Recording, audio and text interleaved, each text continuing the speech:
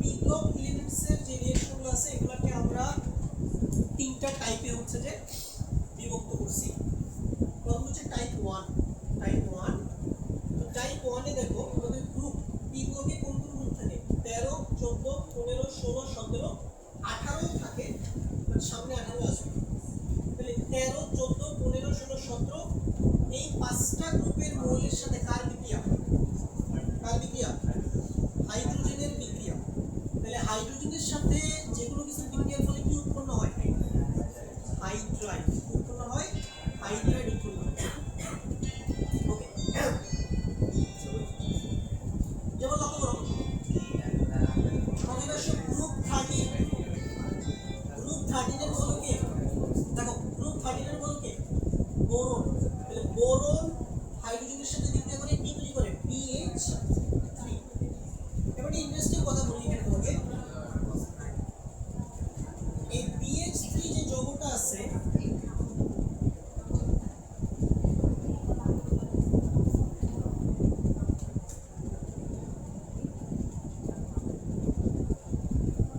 এটা প্রকৃতিতে জেনারেলি এইভাবে থাকে, B2H6 কিভাবে থাকে এটা? B2H6। সামনে আমরা দেখবো যে এই বন্ধনটা কিভাবে গঠিত হয়। এখানে সুন্দর সুন্দর কনসেপ্ট আছে, ব্যানানা বন্ডিং, তারপরে আছে ব্যাক বন্ডিং, কিছু কনসেপ্ট আছে, এগুলো সামনে বলতে কত ধরনের যে রাসায়নিক বন্ধন আছে। এরপরে দেখো গ্রুপ 14 মৌলকে কার্বন। মানে কার্বন হাইড্রোজেনের সাথে বিক্রিয়া করে কি তৈরি করে? Methane gas. তারপরে নাইট্রোজেন হচ্ছে গ্রুপ 15, এই যে গ্রুপ 15। তাহলে নাইট্রোজেন হাইড্রোজেনের সাথে বিক্রিয়া করে কি তৈরি করে? অ্যামোনিয়া। ওকে, অ্যামোনিয়া। তারপরে দেখো গ্রুপ 16 কে অক্সিজেন। তাহলে অক্সিজেন হাইড্রোজেনের সাথে বিক্রিয়া করে কি? ওয়াটার। গ্রুপ 17 কে হ্যালোজেন, ক্লোরিন, ব্রোমিন, আয়োডিন, চারটার মধ্যে যে কোনো একটা হাইড্রোজেনের সাথে বিক্রিয়া করে কি তৈরি করে? HX। এই যে হাইড্রোজেনের সাথে হ্যালোজেনের যে কম্পাউন্ড এগুলোকে বলে হাইড্রোসিড। কি বলে? হাইড্রোসিড বা হাইড্রোজেন হ্যালাইড। এটাও বলা যায়। খুব গুরুত্বপূর্ণ মনের জন্য হাইড্রোজেন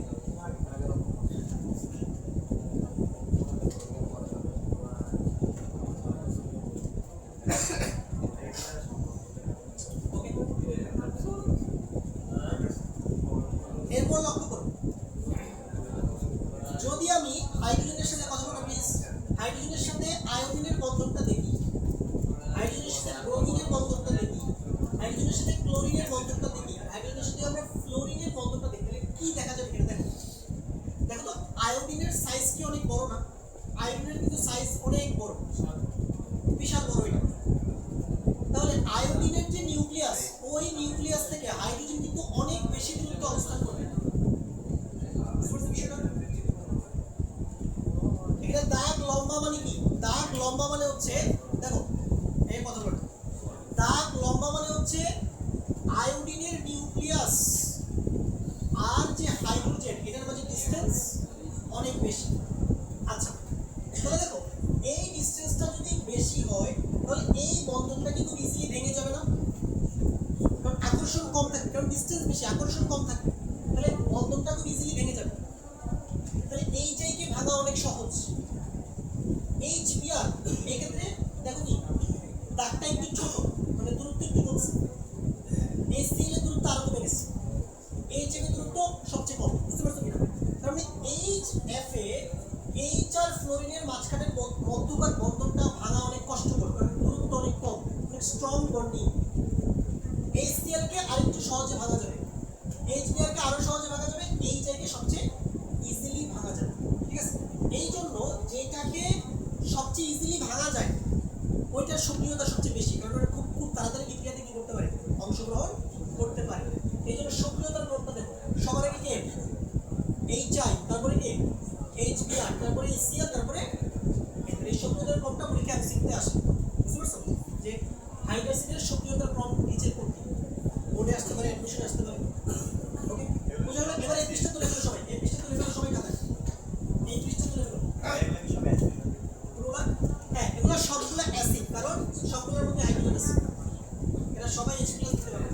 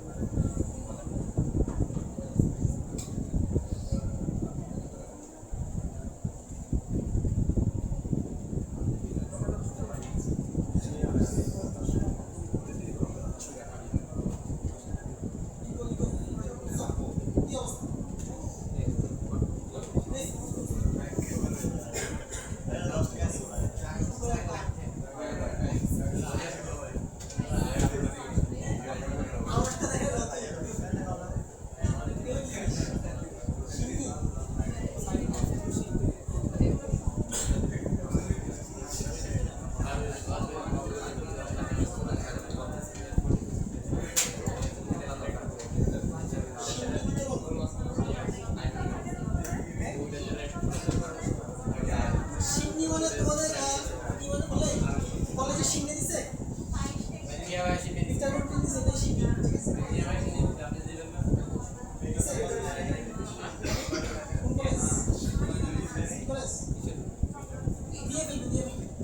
একদিন সকালে কম্পিউটারে করতে ঠিক আছে বিএন কলেজে 26 জন যে টেস্ট বিএন কলেজে 287 জনের মধ্যে মাত্র 80 জন পাস করছে 208 জন 7 জন ফেল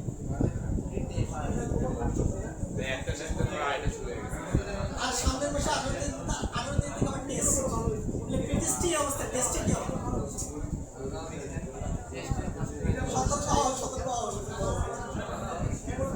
তোমাদের এই যে ডিসেম্বর মাস তো তোমাদের আগামী বছরের ডিসেম্বর মাসে তোমাদের টেস্ট পরীক্ষা হবে আগামী বছরের ডিসেম্বর মাসে কি অবস্থা সাদিয়া পাস করলে আমি জিসিতে প্লাস পাওয়া লাগবে না চান্স পাওয়া লাগবে না মেডিকেলে তাহলে এই পড়াশোনা দিয়ে হবে এই পড়াশোনা দিয়ে মেডিকেল কোর্স কেটেও যেতে হবে এই কামব্যাক করতে করতে কামব্যাক আর দেওয়া হবে না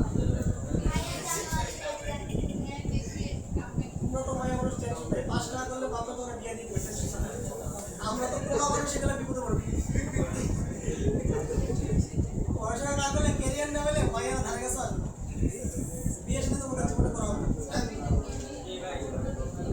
বিয়ে করা হওয়ার জন্য হইলেও করতে হবে ঠিক আছে সুন্দরী মেয়ে বিয়ে করার জন্য হইলেও বুয়েটে চাষ করতে হবে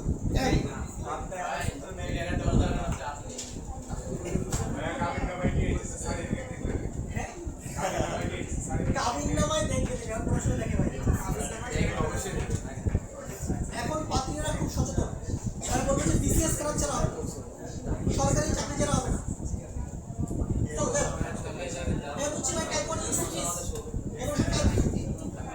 দেখো টাইপ 2 দেখো প্লিজ দেখো এটা টাইপ 2 তে আমাদের গ্রুপ 13 14 15 16 17 18 কার সাথে বিক্রিয়া দেখো অক্সিজেনের সাথে বিক্রিয়া কি কি হয় অক্সাইড দেখো বোরন অক্সিজেনের সাথে বিক্রিয়া করে কি করে B2O3 এই অক্সাইডটার ধর্ম কেমন এটা একটা অম্লধর্মী অক্সাইড কারণ এটা বোরন হচ্ছে কি অপধাতু বা অধাতুর মতো আচরণ করে কার্বন অক্সিজেনের সাথে বিক্রিয়া করে দুটো অক্সাইড তৈরি করে কি কি কার্বন মনোক্সাইড আর carbon die oxide carbon monoxide কি নিরপেক্ষ আর কার্বন ডাই অক্সাইড কি অম্লধর্মী সিলিকন অক্সিজেনের সাথে বিক্রিয়া করে কি করে সিলিকন ডাই অক্সাইড নাইট্রোজেন অক্সিজেনের সাথে বিক্রিয়া দেখো অনেকগুলো অক্সাইড তৈরি করে কয়টা 6টা N2O এটা হচ্ছে নাইট্রাস অক্সাইড নিরপেক্ষ এটা NO নাইট্রিক অক্সাইড এটাও নিরপেক্ষ NO2 এটা অম্লধর্মী N2O3 অম্লধর্মী N2O4 অম্লধর্মী N2O5 অম্লধর্মী এবার দেখো ফসফরাস অক্সিজেনের সাথে বিক্রিয়া করে P2O3 P2O5 P4 প্রোটিন তৈরি করে তিনটাই অম্লধর্মী সালফার অক্সিজেনের সাথে বিক্রিয়া করে দুটো অক্সাইড তৈরি করে কি কি একটা SO2 আর একটা SO3 এটা হচ্ছে সালফার ডাই অক্সাইড আর এটা কি সালফার ট্রাই অক্সাইড এটাই অম্লধর্মী ফ্লোরিন দেখো হ্যালোজেন অক্সিজেনের সাথে বিক্রিয়া করে কি তৈরি করে OF2 তৈরি করে দেখো এই OF2 তে ফ্লোরিনের জারণ অবস্থা কত -1 আর অক্সিজেন কত +2 দেখো তোমরা কিন্তু সচরাচর অক্সিজেনকে অলওয়েজ কি নেগেটিভ জারণ অবস্থায় দেখে অভ্যস্ত না কিন্তু অক্সিজেন যদি ফ্লোরিনের সাথে থাকে তখন তার জারণ অবস্থা কি হবে পজিটিভ কেন আমি আগে বলছিলাম ফ্লোরিন হচ্ছে আমাদের পেরিওডিক টেবিলের সবচেয়ে অধিক তরিণাত্মক মৌল ফ্লোরিন থেকে ইলেকট্রন কেড়ে নেওয়ার মতো কেউ নাই ফ্লোরিনই অলওয়েজ ইলেকট্রন কেড়ে নিবে এরপর দেখো কার্বন ডাই অক্সাইড কি গ্যাস এটা সবাই আমরা জানি সিলিকন ডাই অক্সাইড কি সলিড বালিয়ের এরপর একটা ইন্টারেস্টিং জিনিস হচ্ছে জ্যানন তোমরা সবাই ছোটবেলায় পড়ে আসছো যে নিষ্ক্রিয় মৌলগুলা কোনো যৌগ গঠন করে না ডাহা মিথ্যা কথা ঠিক আছে ডাহা মিথ্যা কথা এই টাইপের কথাবার্তা যদি কেউ বলে থাকে ডাহা মিথ্যা কথা বুঝতে পারো জ্যানন দেখো অক্সিজেনের সাথে বিক্রিয়া করে তিনটা অক্সাইড গঠন করে Xanon O2 Xanon O3 Xanon O4 এর মধ্যে জ্যানন O3 টা বেশি পপুলার মানে বেশি পপুলার বলতে এটা বেশি তৈরি হয় ঠিক আছে এটা বেশি স্টেবল এর পিছনে তিনটা জিনিস দায়ী কি কি জ্যাননের সাইজ অনেক বড় তোমরা সবাই জানো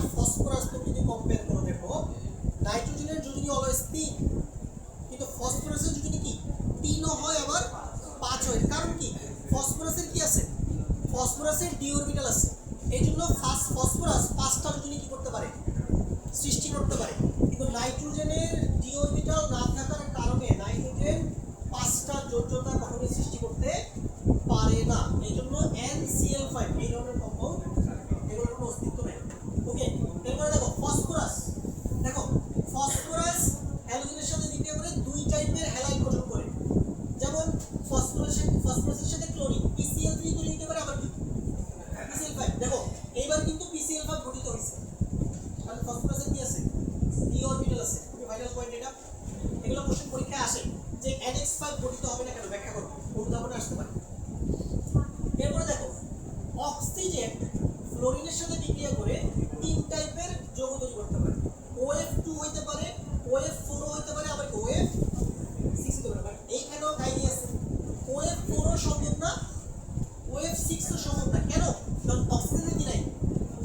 অক্সিজেনেরও কি নাই, ডি অরবিটাল নাই, কারণ অক্সিজেন নাইট্রোজেন দুজনই কোন পর্যায়ের মৌল, দ্বিতীয় পর্যায়ের মৌল।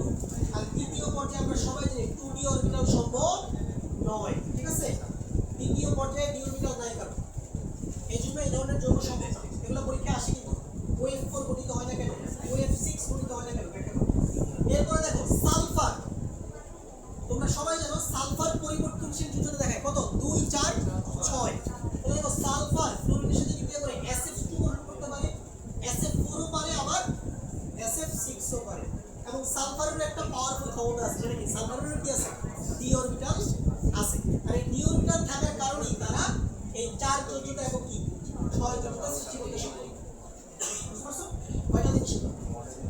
এগুলো সবাই পেয়েছে। ও আরেকটা জিনিস বলি না, এখানে জেরনটা লিখে দেখো, আমাদের যে নিষ্ক্রিয় মৌল জেনন, এইটা ফ্লোরিনের সাথে বিক্রিয়া করে 3টা হ্যালাইড গঠন করে।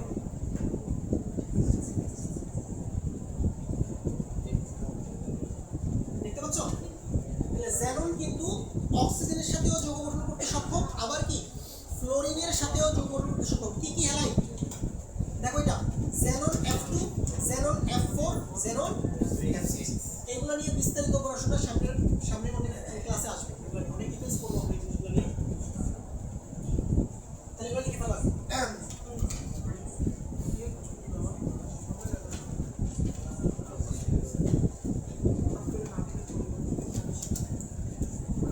আচ্ছা, ক্রিপ্টনও পারে, ক্রিপ্টনের সাথেও ফ্লোরিনের যৌগ পসিবল, এই টাইপের যৌগ আছে, ক্রিপ্টন ফ্লোরাইড।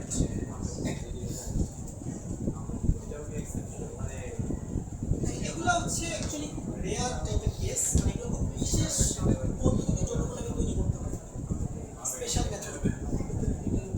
ন্যাচারালি এগুলোর অ্যাবান্ডেন্স খুবই কম, পাখিটা নেই।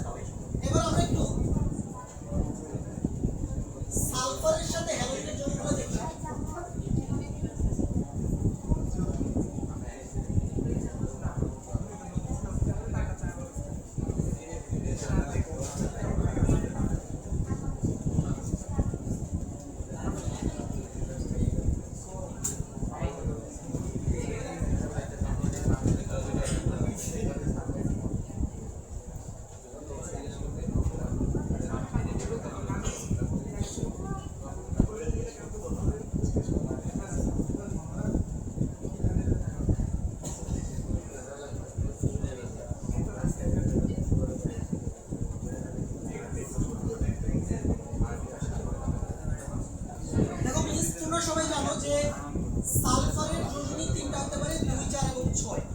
তাহলে সালফার কিন্তু এই হ্যালোজেনগুলোর সাথে এরকম অনেক টাইপের কি যৌগ গঠন করতে পারে। যেমন দেখো সালফার ফ্লোরিনের সাথে 2 4 6, ক্লোরিনের সাথেও 2 4 6, আর ব্রোমিনের সাথেও 2 4 6, আয়োডিনের সাথেও 2 4 6।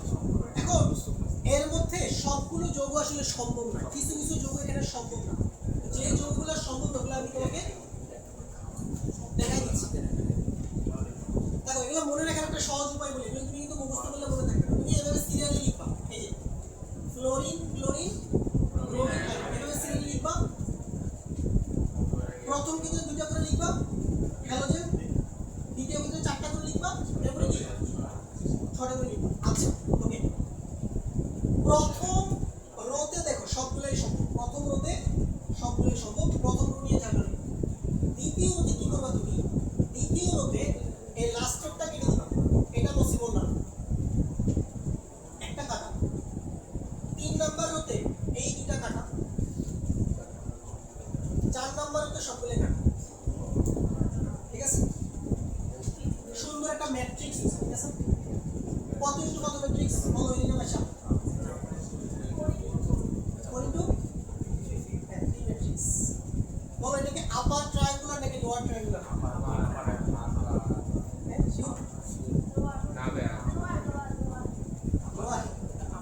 আবার মনে বুঝো মুখ্য করণের উপরে ঠিক আছে, নিচেগুলো গাই যাও। আমরা এখানে মেতে যাবো না, মেতে সুপার গান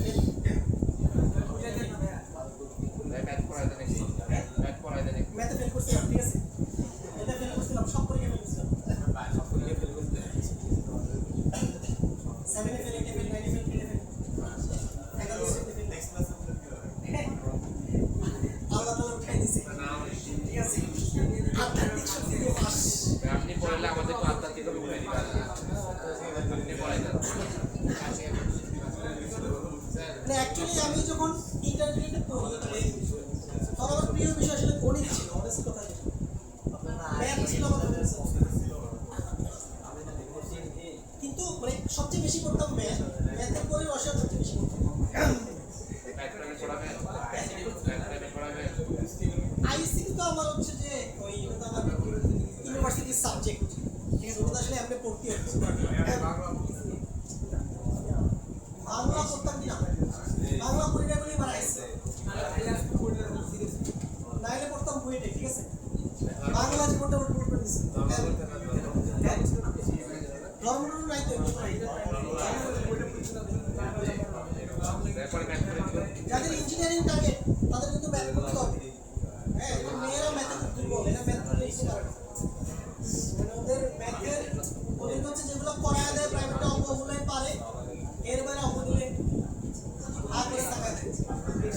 ওরা অঙ্ক করে বাট ম্যাথ বুঝছে না, এটা যে ডিফারেন্স আছে। কনসেপ্টের ডেপথে যায় না, ঠিক আছে। কনসেপ্টের ডেপথে না গেলে তুমি ইঞ্জিনিয়ারিং ভার্সিটির ম্যাথ তুমি কখনোই সলভ করতে পারবে না। যেমন যারা মেডিকেলে টিকে না, দেখো যেমন 12 তারিখ মেডিকেল পরীক্ষা না, 9 লাখ পরীক্ষা দিবে, 1,20,000-এর মতো আবেদন করছে। এর মধ্যে ধরো চান্স পাবে মাত্র 5,000, বাকি যে 1,15,000 জন, এদের মধ্যে হয়তো বা অনেকে এমনি পরীক্ষা দিতে যাবে, 40-50,000 মানুষজন কি হুদাই যাবে পরীক্ষা দিতে, কোনো প্রস্তুতি নাই, এমনি যাবে পরীক্ষা দিতে।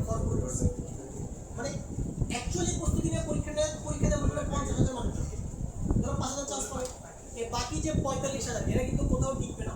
কারণ যারা মেডিকেল প্রস্তুতি নেয় ওরা কিন্তু ম্যাথ একদমই করে না, মানে ম্যাথের ধারে কাছে ওরা থাকে না। এই জন্য তোমরা কিন্তু অঙ্ক এখন দিয়ে করতে থাকো, যাদের মেডিকেল টার্গেট তারা কিন্তু অঙ্কটাকে একটু যুদ্ধের সাথে যাবে, ঠিক আছে। একটু অঙ্ক প্র্যাকটিস করো, তাহলে বিপদ হবে না। বুঝছি ভাই এটা?